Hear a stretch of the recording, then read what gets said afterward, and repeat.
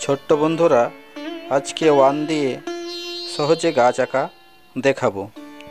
এর জন্য প্রথমে একটি ওয়ান এঁকে নিতে হবে। এরপরে ওয়ানের উপর থেকে একটি বাঁকা লাইন টানতে হবে এবং সেটি উপর থেকে নিচে সোজা করে লাইনটাই টেনে দিতে হবে। এরপরে উপরের দিকে একটু আঁকা বাঁকা করে লাইন গোলাকৃতির মতো করে টেনে দিতে হবে। তাহলে দেখো গাছ হয়ে যাচ্ছে। এরপরে সেটাতে কালার করতে হবে।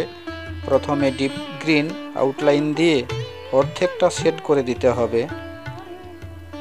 এরপরে লাইট গ্রিন দিয়ে সেটা বাকি যতটুকু থাকছে সেটি ভরাট করে দিতে হবে এবং গাছের গুঁড়িতে অকারি এলো। তারপরে ব্রাউন দিয়ে শেড দিলে গাছটা অনেক সুন্দর লাগবে। ভিডিওটি তোমাদের কেমন লাগলো তোমরা অবশ্যই জানাবে।